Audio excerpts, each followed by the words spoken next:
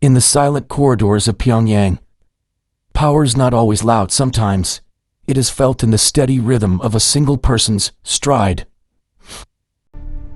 Kim Yo Jong has emerged as the primary guardian of the Kim family's absolute legacy. Despite her age, she commands the unwavering submission of the state's highest military order. Her role began as a key aide, meticulously documenting every directive of the supreme leadership.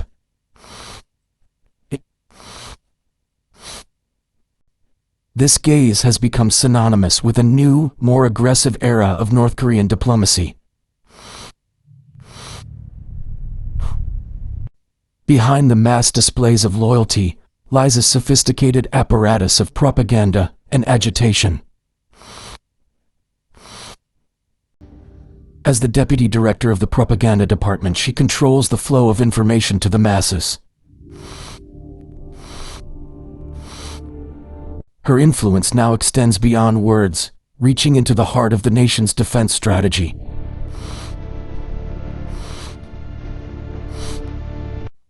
She has institutionalized the vetting process, ensuring that only the most loyal remain in the inner circle. For years, she was the shadow behind the leader, but today, that shadow has taken its own form. Born into the world's most secretive dynasty, her bond with her brother was forged in total isolation. Her years spent in Switzerland provided a rare, outside perspective on the world she would one day help manage. Upon her return, she was immediately integrated into the state's internal security apparatus. She became the ultimate filter, deciding who was loyal enough to breathe the same air as the leader.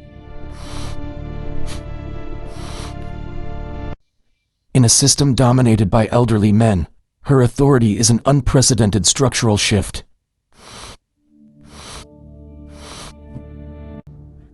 Every image the world sees of North Korea is curated through her department. By 2014, she was no longer just a family member, she was an active architect of the state's internal discipline. Her role in the organization and guidance department gave her the power to vet every official in the country. Leader, the reports confirm internal challenges.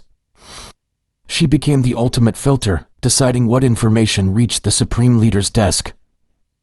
This structural power is built on the foundation of absolute, choreographed loyalty.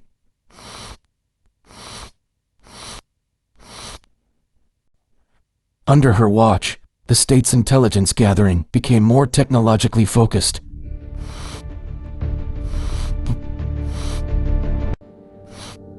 Her power is unique because it is rooted in unbreakable blood bond.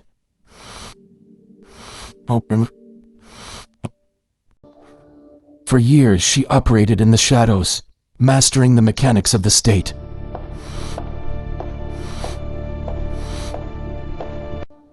Every critical decision passes through a narrow corridor of advisors, with her at the center.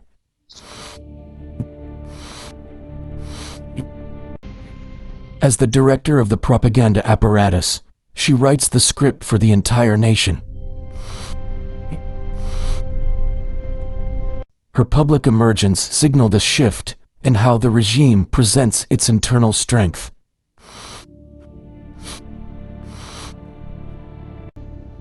Her travels on behalf of the leader have made her the face of the regime's new generation. In 2018, she stepped onto the world stage, capturing the attention of the global media. Her presence was described by analysts as clinical, observant, and entirely controlled.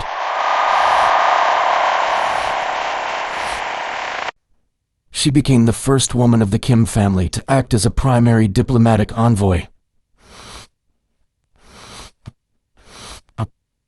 When negotiations with the West stalled, her tone shifted from engagement to open hostility.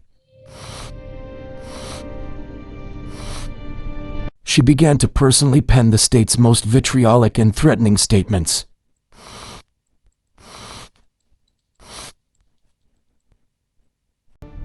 Her focus turned toward the border, where she promised a new era of confrontation.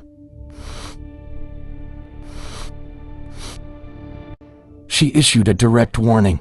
The symbols of cooperation would soon be reduced to rubble.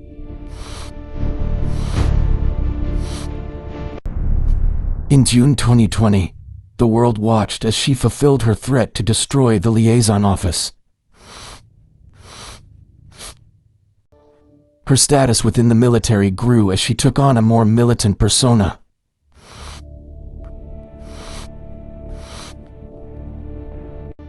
She is believed to oversee the state's clandestine cyber and intelligence operations.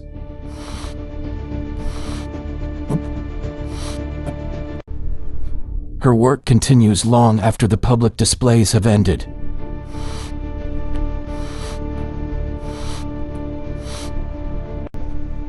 She has become a fixture at major weapons tests, signaling her role in the nuclear program.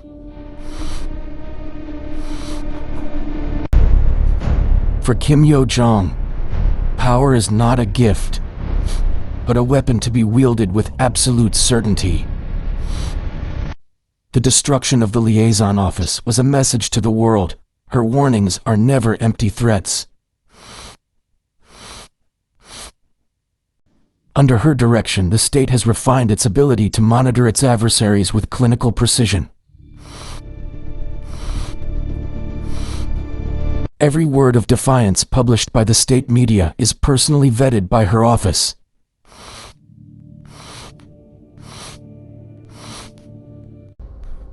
Global intelligence agencies now classify her as the second most powerful individual in the regime.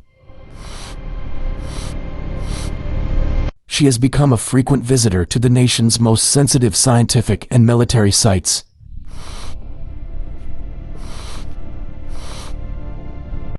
As diplomacy faded, she led the charge in closing the doors to the outside world once again. Her policies have reinforced the physical and psychological barriers between her people and the West. This position safeguards our approach. We extend our reach here, calibrate for maximum coverage. She is now a key participant in decisions regarding the nation's long-range nuclear deterrent. Her influence is felt most strongly when the world is not watching.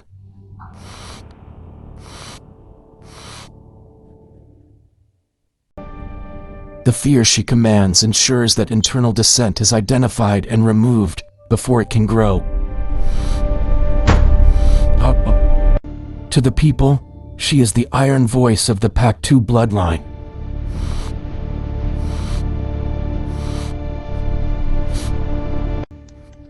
She manages the state's most sensitive assets with a modern, technological hand.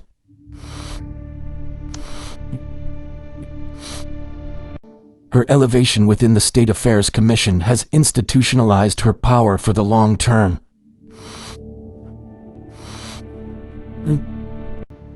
She is the bridge between the revolutionary past and an uncertain, nuclear-armed future. The fear she commands worldwide is rooted in this absolute, unquestioned control over the state's machinery. She does not need to speak often. Her written directives carry the weight of law.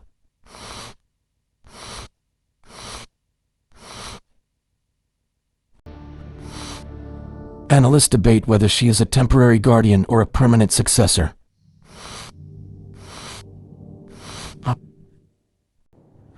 In the frigid political climate of North Korea, she is the one who sets the temperature.